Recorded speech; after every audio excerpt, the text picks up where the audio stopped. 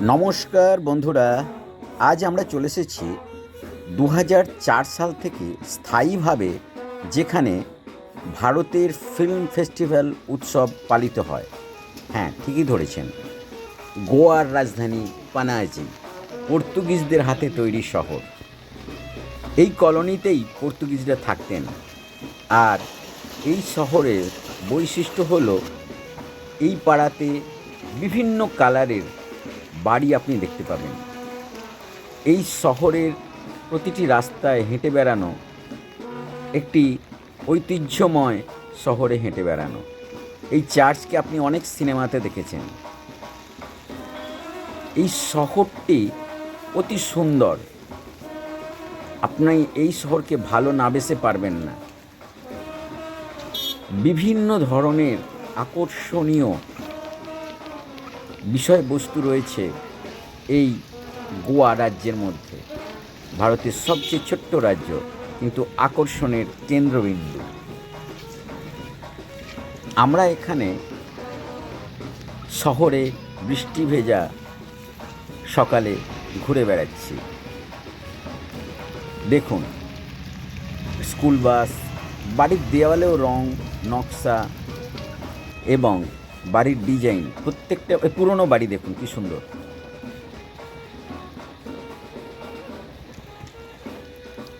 এখানকার বৈশিষ্ট্য আপনাকে আকর্ষণ করবেই।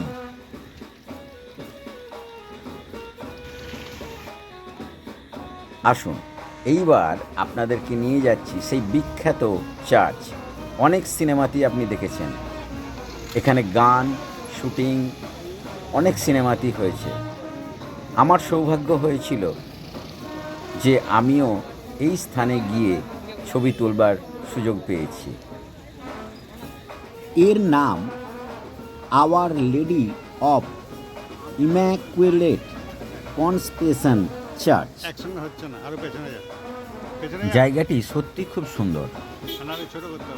দুদিক দিয়ে সিঁড়ি আছে, তবে বিশেষ অনুষ্ঠান ছাড়া ভিতরে প্রবেশ নিষেধ। আমরা চার্চের সামনের জায়গাটিতেই ঘোরাফেরা করছিলাম।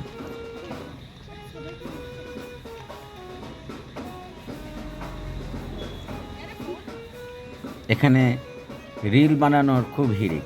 এবার আসুন মিরামার। এই মিরামার সৈকত খুব বিখ্যাত। আমরা এখানে গোয়ার যে সমুদ্রের বিচ, তার যে নিরিবিলি, তার যে শান্ত প্রকৃতি, সেটা আমরা উপভোগ করছিলাম দুই ভাই মিলে। এই হলো আমার দাদা সুশান্ত রানা আর আমি, দুই ভাই গিয়েছিলাম এই মিরামার এবং গোয়া এনজয় করতে। মান্ডবী নদীর তীরে অবস্থিত এই যে গোয়ার পানাজি, এটা সত্যিই একটা আকর্ষণীয় শহর। পুরো গোয়াই তার প্রাকৃতিক সৌন্দর্য উজাড় করে দিয়েছে এখানে। আমরা গিয়েছিলাম বর্ষায়, সমুদ্রে যে উত্তাল রূপ সেটা আমরা অবলোকন করছিলাম। তবে সমুদ্রে নামা নিষেধ ছিল, কিন্তু আমরা প্রাকৃতিক সৌন্দর্যকে প্রাণ ভরে উপভোগ করলাম।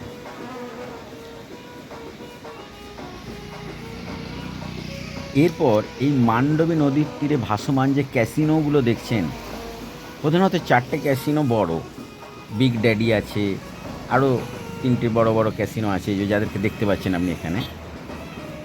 ক্যাসিনো সাধারণত ভারতবর্ষের স্থলভূমিতে খেলা যায় না, এই জন্য 3টে জায়গা আছে, সিকিম, দিউ এবং এই গোয়ার পানাজির মান্ডবী নদীতে খেলা হয়। দারুণ সৌন্দর্যের একটি জায়গা, এবং এখানে আপনি সারাটা দিন কাটাতে পারেন। আর হ্যাঁ, এই যে ক্যাসিনোগুলোর কথা বলছিলাম, সেখানে আপনি রাত্রে ট্রিপ করতে পারেন। নাচা গানা খানা পিনা সম্পূর্ণ এনজয় করার জন্যই এই ক্যাসিনো। যারা এইগুলো পছন্দ করেন তারা নাইট লাইফটা এখানে এসে এনজয় করতে পারেন। আমরা প্রকৃতির জন্যই গিয়েছিলাম।